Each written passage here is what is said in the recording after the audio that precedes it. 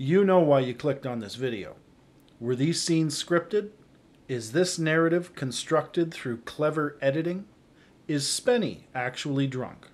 Let's not just analyze the competition itself, but the psychology, the strategy, and the pure absurdity that defines Kenny versus Spenny. There's something to be said about the rules in this competition. There is only one. If you throw up, you lose. We have decided first one to puke loses. If you puke, you are disqualified. That sounds reasonable enough, but there is an ominous certainty about it for one reason. Kenny brought it up. Even though Kenny says we agreed to it, I'm going to assume Kenny spearheaded this rule. He initiated this rule. Because normally when Spenny does the rules, Kenny doesn't talk, let alone contribute his own input. You know, he just makes jokes or antagonizes Spenny. That being said, on the rare occasion when Kenny adds rules, you can be certain there is an ulterior motive. The crew cannot help us. You cannot get the crew to help you. That's it. All right. He's not on the crew. Anything that's attached to my body, I can use. No problem. I cannot get anyone to help me, but anything that is attached to my body, I can use. Right. Okay. It's a rule you can't steal my food. If he eats my chili, he's a scumbag and a cheater, and he deserves to lose. In this case, Kenny is using the throw-up rule as a trump card for a means to a win. More on that later. Kenny's plan begins well before Spenny even comes home with the competition beer. For Kenny's plan to work, he needs to put non-alcoholic beer into real beer cases and then stash it behind the door. I count 8 six-packs of non-alcoholic beer in the bathroom. So Kenny has 48 non-alcoholic beers, or 2 2-4s for the competition. Spenny comes home with 5 cases of beer,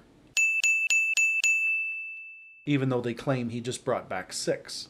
All right, Spenny has brought back 6 cases of beer by myself.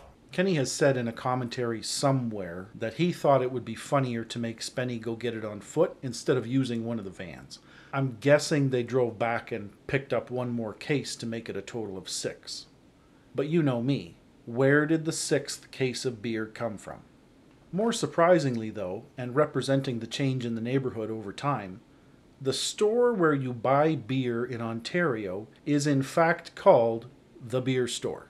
As per usual, Kenny didn't fucking show up at the beer store. At the time, it was a government-run monopoly. Since then, we can get 6-packs at a grocery store, but that's beside my point. As of today, the nearest beer store to the KVS house is at 534 Parliament Street, which is exactly 1 kilometer, or 0.625 of a mile away. It's a 15-minute walk. Spenny was safe enough in that neighborhood in early 2005 to walk through it with 5 cases of beer on a dolly and not have any of it stolen. Try that today. They'll likely steal the dolly too, you know, sell it for scrap. Bring those upstairs to my room, please. When Kenny does the switcheroo, he pulls out 2 cases from behind the door and takes them up to Spenny's room. 2 cases. I believe his supply in Spenny's room is 1 case of real beer, the bottom case, and 2 cases of non-alcoholic beer. Spenny wants the cases put in his room so he can have some kind of control over how the beer is being consumed. If Kenny kept the cases in his own room, Spenny would be some kind of paranoid that Kenny would just pour his beer down the sink and then claim that he drank it. This way, Spenny can follow him around, dispense 10 beers into each cooler, and observe Kenny drinking them one at a time. This act gives Spenny his illusion of control. Remember what I said in the fish analysis about Spenny being powerless. The competition is already over, we're just going through the motions. Now, if you're a real OG subscriber to my content, you'll remember that I used to have a video talking about the non-alcoholic beer caps having this red half circle, and the regular beer caps are all silver. Because of that, Spenny could have noticed Kenny was drinking non-alcoholic beer, even with the red tape covering up the label. Spenny grabbed one of Kenny's beers and opened it on at least one occasion, and they were playing a game of caps together.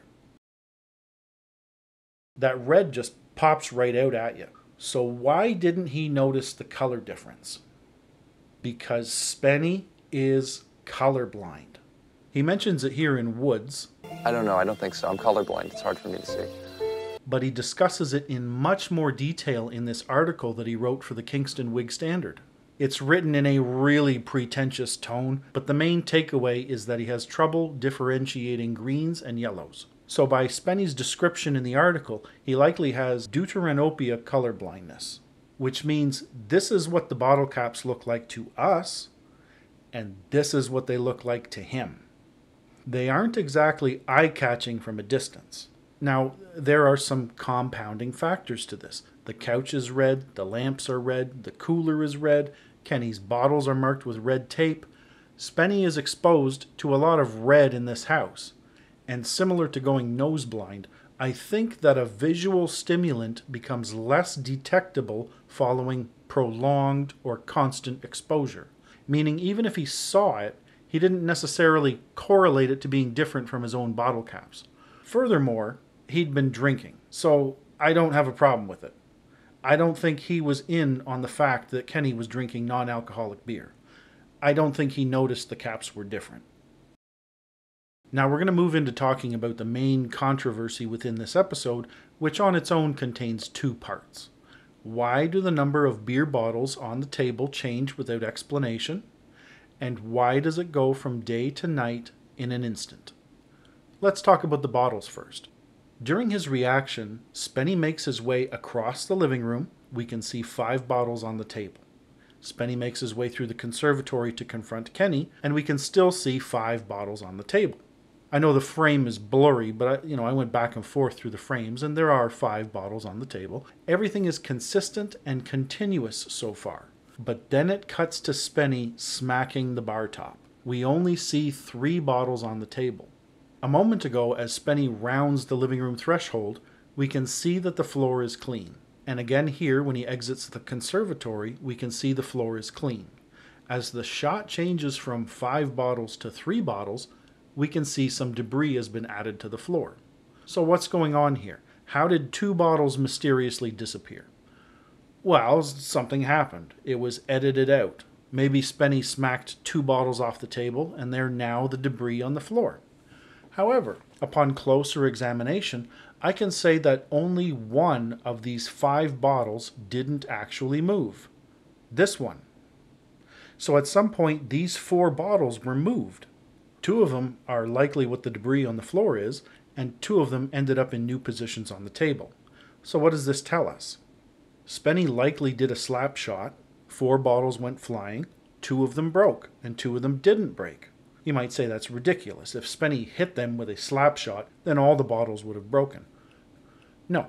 When we see him slap shot the 2 bottles on the table, one of them shatters. You can see it. You can hear it. And one of them just bounces off the wall and rolls across the floor. You can see it here. So my conclusion is that he smacked 4 bottles off the table. 2 of them were picked up and put back on the table, and those events were edited out. Okay, so were the 2 unbroken bottles intentionally put back on the table so Spenny could have this glorious shot of himself teeing off like Happy Gilmore? I don't know, but I don't have a problem with it either. Like, bottles were here, bottles are there, and intoxicated Spenny is being violent. Just because we don't see between here and here doesn't mean it's fake. Well, what about the bottles on the bar top? 6 at the start of the scene and 3 at the end of the scene. I don't have a problem with that either. There are parts edited out for time, for relevance, for superior entertainment value. Let's say Spenny did smack them off the bar. So by my count, my estimate, there could be 3 moments where Spenny smacks beer bottles with a hockey stick. And they just picked the best one. The one where the bottle hits the wall and explodes. I need to apologize to you because my conclusions about the bottles are nothing more than speculation. I think the reason we see jumps between the number of bottles is because of editing. It's not because anything is scripted. The events may have gone on for 5 minutes, but for the episode, it needs to be shortened down, so they only use the most violent and the most dramatic of Spenny actions. What the f***? Don't put my in my mouth! Hey, go! Seriously, go! And now, the good stuff. There's been years worth of discourse accusing this scene of being scripted. So let's begin our examination by understanding what the narrative wants us to believe. Kenny pours ipecac in Spenny's mouth. Spenny has a violent reaction, after which Spenny immediately leaves the house. It seems straightforward and linear. What's the problem? Fans have observed an inconsistency within the shots. Spenny confronts Kenny during the daytime. Notice the light coming in from the front door. But after Kenny says, "Go, go, seriously go," Spenny leaves the house and it has suddenly become nighttime. Hey, go, seriously, go. Fans think that the sudden jump from day to night indicates the scene is scripted. The guys must have choreographed the scene, and Spenny only acts drunk, pretends to be drunk. Maybe after confronting Kenny in the afternoon, they all took a break, then they resumed filming. It's not a bad theory. This is January or February in Canada. Daylight savings time has ended, and between 3:30 and 4:30 p.m. it can go from bright to pitch black. Another YouTuber argues for the show being real by explaining that the discrepancy in time is due to the post-production editing process. Between Go Go Seriously Go and Spenny going away, Spenny actually heads to a chair in the living room, or he goes upstairs to his office for a bit. The hypothesis continues to surmise that day became night during that time, and Spenny decided to go for a walk after it became dark. Therefore, those moments of Spenny cooling off are edited out, and the scenes are condensed together to form a narrative of go away and going away. If that were true, I don't have a problem with it. As the other guy put it, that's how the show is tightened up in post-production. We have 22 minutes to show the best content and piece together a narrative, so there are going to be plenty of things which get edited out. An excellent example of this comes from the Stain episode. When their pasta is served, there is no cheese on Kenny's dish. Then, a moment later, there is cheese. Like, oh my god, it must be scripted, like, fake! Look, it wasn't there, and then it was there, like, oh, it's scripted, fake! Like, you can see the cheese girl just out of frame waiting to do her job. Then they edited out the part of her grating the cheese. Like, it wasn't interesting content. It wasn't relevant to the narrative, so it was cut out. It's not a big deal at all. So if they just cut out whatever part happened between Spenny smashing the hockey stick during the day and Spenny leaving at night, I wouldn't have a problem with that. However, that's not what happened. Pay attention. This light coming through the door, this is night. Yes, this is night. And Spenny left immediately after being told to go away. First of all, it is extremely important to determine if the narrative presented to us is linear. What is the correct filming order for these shots? Kenny pours ipecac into Spenny's mouth. Spenny confronts Kenny. Spenny goes outside. Spenny has a mental collapse. I can confirm their order by monitoring the staining on Spenny's sweater. First, it is clean. Then some ipecac spills on it. Spenny leaves to climb a tree, and he cuts himself. Blood drips onto his sweater next to the ipecac stain. Finally, Spenny's anxiety attack happens, and we can see both stains on the sweater. The only questionable part of their order is the confrontation. The one part where we see Spenny's shirt square on has a camera covering where the ipecac stain should be. So just because I can't see a stain to prove where it falls into place, it could have been filmed separately from the others and edited into place, which would give fuel to some of those scripting theories. But here's the thing. I can say that this scene is in its proper chronological position because as Spenny intimidates Kenny, we can see a hockey stick on the ground. A moment ago when the scene began, we can see there is nothing on the ground from two angles. When Spenny throws a beer, and when Kenny is in hiding. Then, Spenny knocks a hockey stick to the ground. We can see it fall, and we hear it hit the ground. However, this one on the ground is not this one that we saw Spenny knock down. It's actually this one. I can see the tip of the object on the ground is black, and the handle end here is white. The second hockey stick gets bumped around and must have tipped over after the camera moved on. Therefore, because the hockey stick is on the ground, this scene must have been filmed after the ipecac was poured. But since we don't see significant blood staining on the sweater, it was filmed before Spenny went outside. We're going to go into greater detail about this momentarily, but for now, just to know that this is presented to us in the exact order that it was filmed. Sidebar. One small question that comes up from time to time surrounds Kenny pouring ipecac into Spenny's mouth. Why didn't he just pour it into Spenny's beer? Well, Kenny had to pick one of three routes. Pour it all in the beer, pour some in the beer and some in Spenny's mouth, or pour it all in Spenny's mouth. Let's just pretend for a moment that Kenny did pour some into the bottle. Spenny might have been taking too long to wake up and drink from his bottle, so Kenny just poured the rest into his mouth. Spenny then woke up and threw the bottle, smashing it in the process.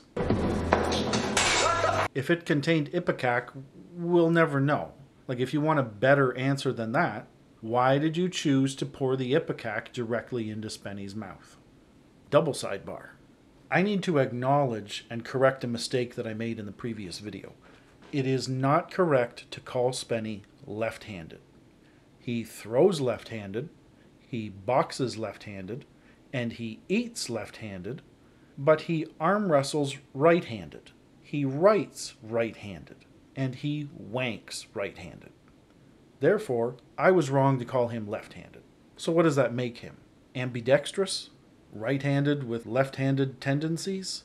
I don't know. It doesn't change anything I said about him being a southpaw fighter, but part of being a researcher and a documentarian is acknowledging and correcting my mistakes. Moving on. Finally, we can talk about it. Light one moment and darkness the next. Let's begin by looking at the door in question. This is indeed the front door. I was concerned that we were actually looking at the foyer doors because they tend to keep them closed during the colder months, and the light could be coming from the foyer overhead light. But this is indeed the front door. The house being recently listed for sale has provided me with the most clear picture possible for comparison. I can see the mail slot, the 3 textured panels above the windows, the 2 textured panels below the windows. This is definitely the front door with light pouring through the window from outside. So first, let me prove the scene is filmed at night, beginning to end. Then we can talk about the light coming through the front door. In the conservatory, during the daytime, the windows are blocked out, but we can still see light peeking in between the rafters and around the window coverings. Look here at day 3 of beer at what they allege is 51 hours into the competition, which would be about noon of day 3. Light peeking in through the rafters and around the window coverings. Same thing in Bibles, Bigger Balls, and First to Talk. I chose competitions from Season 2 as comparison baselines in case the drapery changed between the seasons. At night, there should be no light coming in anywhere. This is the conservatory in the Naked episode when the Leathermen barge into the house. The narrative in Naked makes it seem like the Leathermen visited during the day. They didn't. They visited at night. I can prove it, but I'll wait and prove it in the Naked analysis. Just take my word for it for now. So in beer, if this is day, we should see light peeking in through the conservatory. We don't. As Spenny approaches the dining room, it's pitch black. As Spenny makes his way through the kitchen, the conservatory is still pitch black. What conclusion can I draw from that? Because I know this scene is perfectly linear, and because I know that this is night here, and this is night here, then this must also be night. So the biggest question of all, why is the front door lit up like that if it is nighttime? Well, first of all, there are multiple sources of light outside. The sconce here, this is from First to Talk. In later seasons, we see another light here in the archway. This is Soldier. And a floodlight along the duplex line. This is First to Stop Singing. Which one or ones were active that night? I don't know, but there are sources of light which can illuminate that window. But why is it blue? The answer is that it has something to do with the saturation of the camera lens. In the rat race episode, when Spenny runs outside, we can see the camera adapting to the sudden changes in lighting conditions, from white light to blue, then back to white, and then yellow. The same thing happens in Octopus. So I can hear the comments coming in now. Well, you know, that proves it's daylight. You just gave 2 examples where blue light comes through during the day. That must mean it's day. Something to do with the saturation of the camera lens. There are other examples where blue light comes in at night.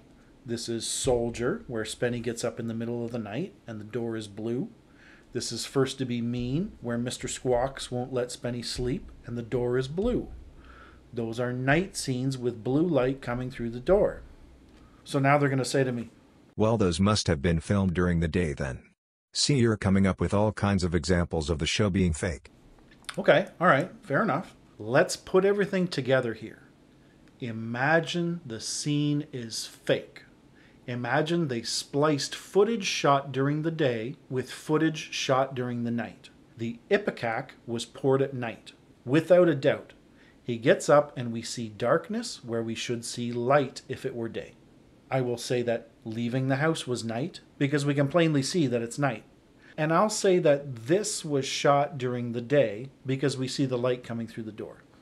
Let's say they filmed the day scene first. As Spenny smacks the bar top, we can see the hockey stick laying on the ground that we saw and heard fall during Spenny's dash through the living room and conservatory.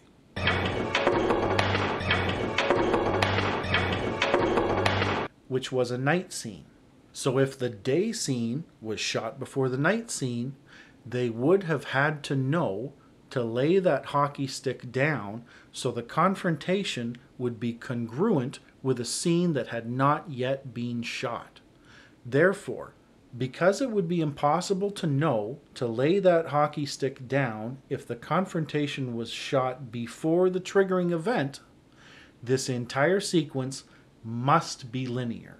And because the entire sequence is linear, I can conclude that because this is night and because this is night, then this must also be night. Oh, well, that just means they shot the night scenes first. Okay, all right, okay, all right, okay. So according to that theory, Spenny runs through the house with a hockey stick only for nothing to happen, and he just arbitrarily leaves the house. Then Spenny bleeds all over his shirt climbing a tree, so they wash all the blood out of his shirt just so they can go back the next day and smack bottles around. Yup. That's how they must have done it. You're an idiot. You're an idiot. You're an idiot. If you really want to believe that the scene is fake, then you will believe it's fake. And there is nothing I can say or do or research to prove to you otherwise. Do I think that they went through an elaborate process to fake continuity? Or do I think these events happened exactly as we see them? If I had any reasonable doubt, you can bet I would call them on it. I am not on a mission to prove that the show is real. And I am not on a mission to prove that it's fake either. I am on a journey, going episode by episode, to show you what is real and what is fake. I am absolutely ready to say there is nothing fake about this scene. These events happened exactly as we see them. There is no gap in time edited out between here and here. There was no supper break. There was no sitting in a chair break. When Spenny finished bashing the bar with a hockey stick, he immediately left the house. All that being said, there is a significant amount of editing play that goes on in the show. There are absolutely scenes where they mash things together for comedic purposes. Just one example from this episode, when the counselors are putting Spenny through the ringer on the morning of day 2, we see Kenny ironically chugging a beer in the tub. We are made to believe that these two events are happening simultaneously. They're not. This shot is actually from day 1 before the competition even started.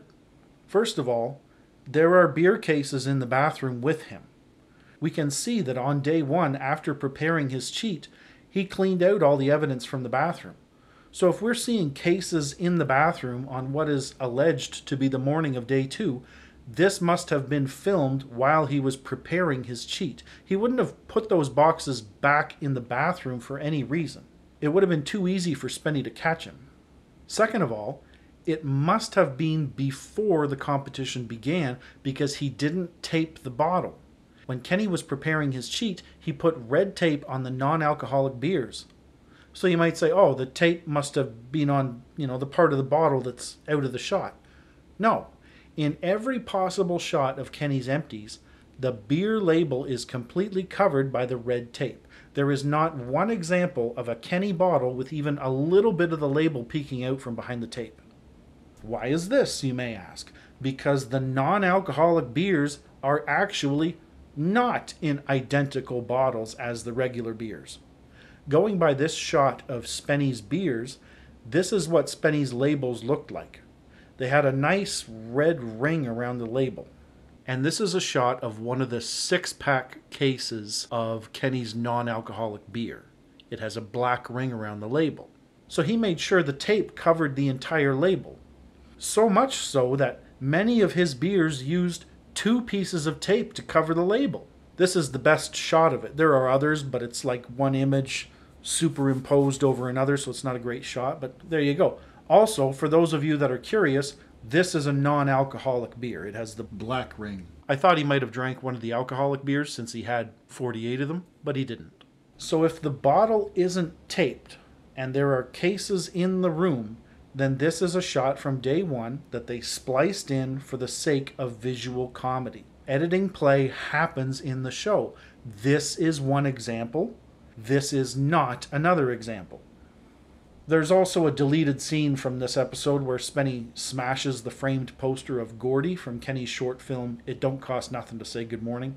According to several crew interviews, Andrew B., Spenny's cameraman, intervened and put Spenny in a full Nelson to prevent him from hurting himself anymore. Then later on, Donny Rose was supposed to take Spenny to the hospital to get his hand sewn up, which was bleeding everywhere. Instead, they mowed down on some Wendy's, and then they went to Jilly's Gentleman's Club, where they were eventually kicked out because Spenny was bleeding everywhere. The final accusation of this episode being fake is that Spenny was actually sober and was only acting drunk. So, was Spenny actually drunk? For a long time, I had no evidence to debate this theory other than just, come on, look at him.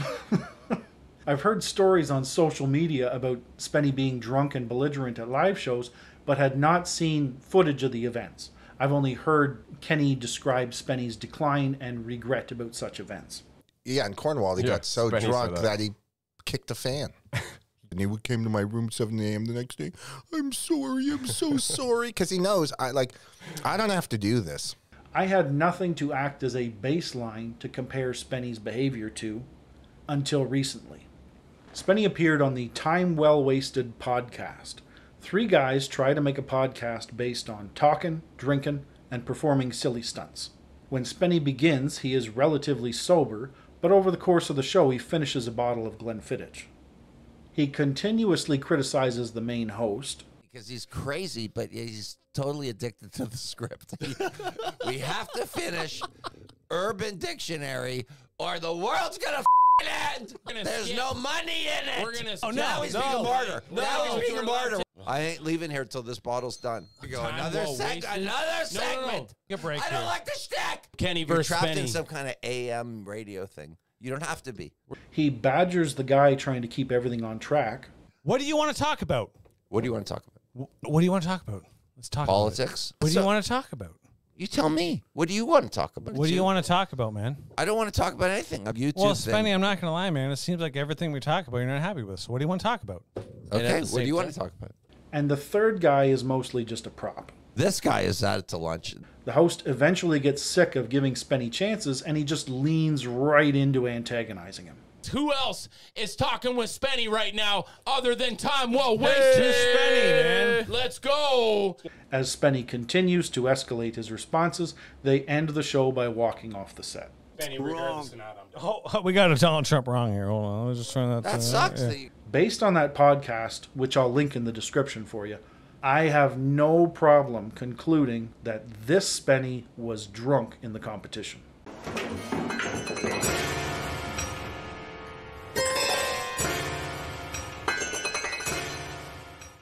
That's some interesting music when Spenny lies defeated on the floor. How did Kenny pick that music? Because I know that the music for the title sequence is ripped off from Celtic Frost Procreation of the Wicked, and because I am aware of some of Kenny's influences, I'm going to go out on a huge teetering limb here and say the choice of music here for the climax of Kenny's plan was highly influenced from the 1920 silent film The Cabinet of Dr. Caligari.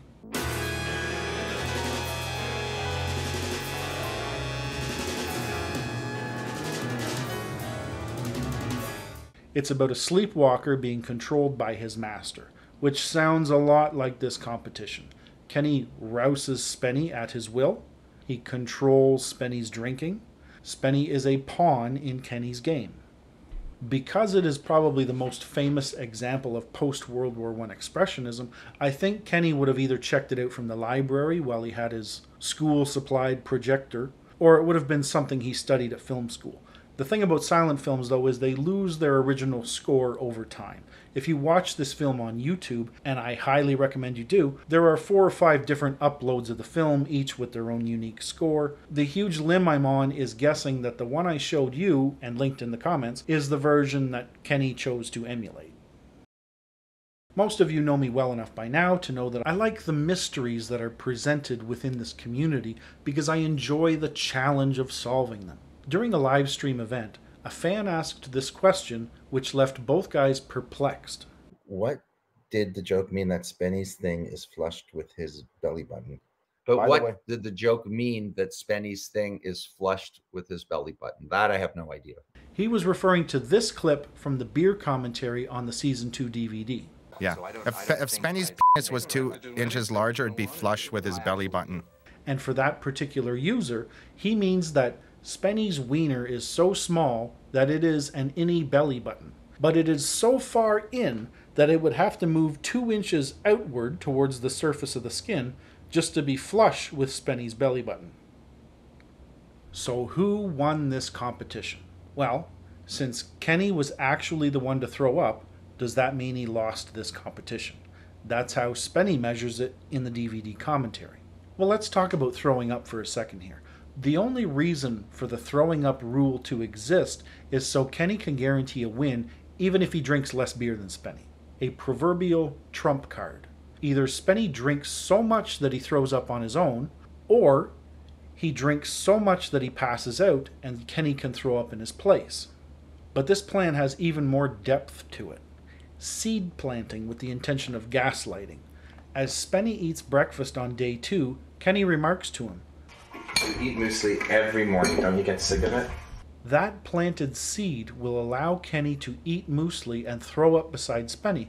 Then he can say, "Look, there's muesli in your puke." And if Spenny begins to protest, Kenny can say, "You had muesli for breakfast, remember? I even said so this morning." So again, since Kenny was actually the one to throw up, does that mean he lost this competition? No. Throwing up has nothing to do with who can drink more beer. It is simply a means to an end. I submit to you the following philosophical problem. If Spenny drinks 99 beers and throws up on the 100th beer, and Kenny drinks 1 beer without throwing up, who drank more beer? I feel as though throwing up shouldn't be grounds for disqualification. Instead, it should set the bar. If Spenny threw up on the 100th beer, then the bar to beat is 99 beers. Because this is my channel, and I get to use my logic to weigh the scales, I reserve the right to change the rules as I see fit. So without consideration for throwing up, let's determine who drank more beer. I am strongly on the side that non-alcoholic beer doesn't count. They might as well have had a who can drink more water competition. Kenny even implicitly admits he knows non-alcoholic beer doesn't count when he makes all of his efforts to hide it from Spenny. The switcheroo. It may not be booze, but it still makes you ooze. I better be careful. Spenny knows I got some magic medicine from Goldfield. He'll believe I can drink 20 beers, because otherwise he'd know I was drinking fake beer. However, I am willing to extend an olive branch in that regard, just to humor the masses. So let's say non-alcoholic beer counts for the purposes of the competition. Spenny still outdrank Kenny 47 to 41. So Spenny wins purely on the numbers presented to us at the end of the episode. And the irony of that is, Kenny might have won if it weren't for Goldfield. Goldfield recommends kudzu extract. This is all Goldfield says about it. If you take this one before you drink a beer, certainly you can beat him. Although we don't get an exact explanation about how the kudzu works, didn't we all assume it reduces the effects of alcohol? The way kudzu works is not by reducing the effects of alcohol, but by reducing a person's ability to drink it. It speeds up the effect of alcohol on the brain, which in response tells us to slow down, drink less. We see Kenny take the kudzu on day 1, and again on the morning of day 2. Later on in day 3, we can see its effect taking place. It's a lot harder to just keep drinking these than I thought. I don't think it's really natural to drink like a 2-4 of non-alcoholic beer. According to peer-reviewed research, kudzu reduces a person's ability to drink alcohol by 30 to 50%. Those numbers vary slightly depending on which journal you read, but if Kenny didn't consume the kudzu, he could have drank more beer. But you're going to say to me that non-alcoholic beer has no alcohol, so the kudzu would have no effect. Actually, non-alcoholic beer will contain as much as 0.5% alcohol by volume because brewing methods actually make reaching the 0% marker rather difficult. So there would have been some alcohol to react with the kudzu. So how many more beers could Kenny have drunk? Well, feel free to fight me on this. I'm just spitballing here. If kudzu reduces a person's ability to drink by 30 to 50%, but the beer he is drinking only has 10% of the volume of alcohol that regular beer has, regular Beck's is 5% and non-alcoholic beer can contain as much as 0.5%, then for purposes of the competition, Kenny drank 4.1 regular beers. Let's take the low number of 30% reduction in ability to drink alcohol and apply it in this situation with some algebra. If Kenny did not consume kudzu, he could have drank 5.86 regular beers or 58.6 non-alcoholic beers, which would have made him the winner. Spenny just had to see him ingest something from Goldfield. Kenny could have put plain old sugar into the kudzu packets just so Spenny could see him consuming some kind of magic medicine. All he had to do was make it to 48 beers, and as I already showed, he had 48 non-alcoholic beers ready to go. Now that the masses have been appeased, back to what I was saying about non-alcoholic beer not counting, you might rescore this competition 47 to 0. Now, I don't usually talk about humiliations. There are several reasons for that, but the biggest one is that I'm saving them for a super special. However, I'm going to talk about this one because it carries its own conspiracy. Why is the original pile close to the hearth, but on the day of the humiliation, it is much further away? Speaking of the OGs, in one of my very first videos, I indicated that the original pile did not contain any chunks, and so it had to be re-regurgitated to provide an ample supply of chunks. I have a new theory for good reason. Look at the size of that chunk. Go to your kitchen and get any fiber-based cereal and try to swallow a piece like that and then regurgitate it. You can't even swallow a chunk like that without chewing it up into mush first. So my new theory is a bit of the old one and a bit of the new one. I think they did need chunks, so they had to redo the pile. However, since chunks are nearly impossible to get down, let alone bring back up, Kenny chewed and swallowed some, then he sprinkled some on the floor, then he regurgitated onto that. We need chunks, so yes, Spenny really ate Kenny's barf, but it was like a chunk that had been barfed on. Like, what difference does it make? He ate his barf. What? All that being said, I am ready to give Who Can Drink More Beer the official KVS Analysis seal of approval. Not that I'm anybody.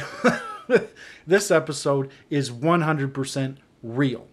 I can find absolutely no evidence of any part of this episode being fake, scripted, or rehearsed.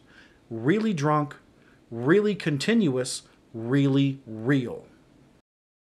I'm going to rate this a little bit differently too.